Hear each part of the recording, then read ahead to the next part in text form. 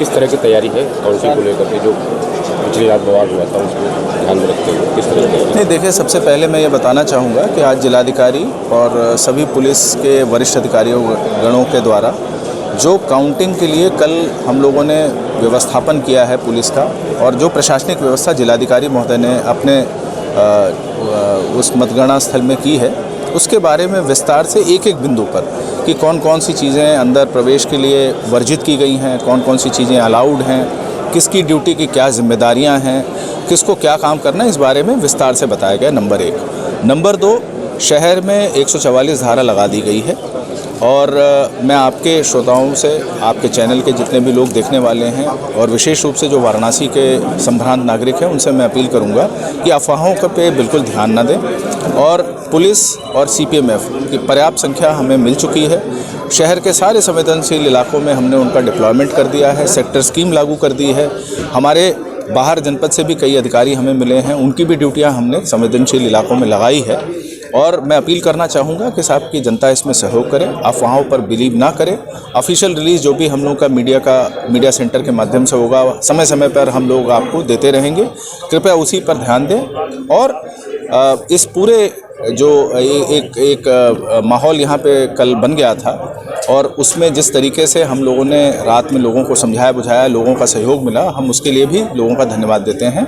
और हम ये आश्वस्त करना चाहते हैं कि मतगणना की प्रक्रिया को पूर्ण शुचिता के साथ, पूर्ण पारदर्शिता के साथ, और जो इलेक्शन कमीशन के नाम्स हैं, इलेक्शन कमीशन के नाम्स के हिसाब से हम इसे संपादित करने जा रहे हैं। सर, कल की कार्य जो बवाल हुआ था उसमें किसी अधिकारी को कोई इंस्ट्रक्शन मिला है या कुछ? कल का जो एक इशू था जिसमें ट्रेनिंग ईवीएम को ओल्ड ईवीएम कह के प्रचारित किया गया था, कुछ लोगों के द्वारा अफवाह उड़ाई गई थी, और जिसमें फिर शहर की शांति भंग होने का भी अंदेशा हो गया था। उस सारे के सारे अंतर्गत तो कार्रवाई हो ही रही है, परंतु इसमें जिस अधिकारी का सबॉर्डिनेट का रोल था कि बिना मूवमेंट प्लान और बिना डिस्ट्रिक्ट मजिस्ट्रेट को बताए और बिना इलेक्शन ऑफिस को बताए और बिना लीगली मूवमेंट प्लान जारी कराए ईवीएम्स को ट्रांसपोर्ट कराया गया, उनकी कार्रवाई भी इलेक्शन कमीशन के द्वारा की गई है। आज जब कर्मचारियों की ट्रेनिंग थी तो आज सुबह वो ईवीएम मूवमेंट प्लान के द्वारा निकाली जानी चाहिए थी। ये गलती जिस भी अधिकारी से हुई है, वो ईवीएम प्रभारी जिसकी भी रिपोर्ट ऑब्जर्वर्स के या अन्य माध्यम से भेजी गई, उस पर इलेक्शन कमीशन ने आज कार्रवाई की है। इन अधिकारी को मेरे द्वारा सभी निर्वाचन ड्यूटी से तो अर्ली मॉर्निंग ही हटा दिया गया था, लेकिन उसके बावजूद भी इलेक्शन कमीशन ने एक और भी कार्रवाई की है। उनके बदले में भी प्रतिस्थानीय अधिकारी को तैनात करने के लिए इलेक्शन कमीशन रिक्वेस्ट भेजी गई है, और जो कल की तैयारियां हैं उसको लेके सारी व्यवस्था कर ली गई हैं। वो अधिकारी कल की ड्यूटी में किसी प्रकार से शामिल नहीं होंगे। जो काउंटिंग की व्यवस्था होती है वो आरओ और ऑब्जर्वर को मिलकर करनी होती है। डीईओ जो जिला निर्वाचन अधिकारी होते हैं, उनका लॉजिस्टिक्स का रोल होता है।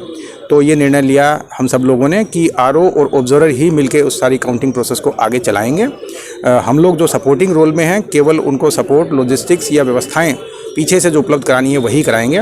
जो मुख्य अंदर काउंटिंग हाल में उपस्थिति रहेगी वो आरओ और ऑब्जर्वर की रहेगी, उन्हीं के द्वारा ही सारी प्रक्रिया संचालित की जाएगी। इसी के साथ जो आज ब्रीफिंग में बताया गया वो विशेष ये कि नियम के अनुसार ही सारा कार्य होगा। जितना गैप जितने राउंड्स के अंदर होना है, राउंड्स पूरे होने के बाद दूसरे राउंड्स होने हैं, या काउंटिंग एजेंट्स के पास या जितने भी मतगणना के ड्यूटी के जो सरकारी लोग हैं उनके पास इसकी व्यवस्था वो पूरे नियमानुसार होनी है। बिना पास किसी की एंट्री ना हो, चाहे कोई कितना बड़ा भी अधिकारी कर्मचारी हो। जो अधिकृत नहीं है उसकी एंट्री ना हो पाए। जो सीसीटीवी है उसका पूरा फीड एनआईसी पे रहे, उसकी स्टोरेज रहे। पूरे एरिया में लाउड स्पीकर से अनाउंसमेंट होती रहे। गाड़ियाँ जिसकी अलाउड हैं वही जा पाएँ। मतगणना हाल के अंदर भी जिसकी एंट्री वैलिड है केवल वही जा पाए। आरओ की तरफ से केवल सीपीएमएफ एंटर करे और काउंटिंग एजेंट की तरफ से पुलिस एंटर करे। ये व्यवस्था रहे कि किसी भी प्रकार से पुलिस और सीआरपीएफ की ड्यूटी में आपस में जो बंटवारा होता है वो मिक्स ना हो पाए। तो कुल मिला के सारे ही नियम के जो चीज़ें हैं वो बता दी गई हैं। प्रत्याशियों को कल जो पोस्टल बैलेट का मूवमेंट सुबह 6 बजे ट्रेजरी से लेकर मंडी समिति तक होगा, उसकी भी लिखित इन्फॉर्मेशन प्रोवाइड करवा दी गई है, क्योंकि जितने भी कर्मचारियों ने पोस्टल बैलेट से मतदान डाला था वो ट्रेजरी में सुरक्षित हैं। सुबह 6 बजे वहाँ से ट्रांसपोर्ट करके मंडी लाए जाएंगे। हुई हैं और जितने वीवीपैट या अन्य मशीनें ज़्यादा यूज़ हुई हैं उन सब की सूची भी आज 5 बजे प्रत्येक आरओ ने अपने अपने प्रत्याशियों की मीटिंग में उपलब्ध करा दी है। कल के सारे रूल समझा दिए हैं। कल पूरा नियमानुसार कार्य होगा। किसी भी प्रकार से नियम का ब्रीच चाहे कैंडिडेट या उनके काउंटिंग एजेंट के द्वारा हो, चाहे किसी सरकारी कर्मचारी के द्वारा हो, तो उस पर सख्त कार्रवाई की जाएगी। उनको क्या उस अधिकारी अपॉइंट कर दिया गया है या कर दिया है इलेक्शन? मेरी जानकारी के अनुसार इलेक्शन कमीशन ऑफ इंडिया ने दिल्ली से जो हमारे एडीएम थे, जो ईवीएम के प्रभारी थे, उनका सस्पेंशन ऑर्डर जारी किया है और उनको इलेक्शन ड्यूटी से तो पहले ही हटा दिया गया था। अब आगे विभागीय कार्रवाई होगी, वो चालू की जाएगी।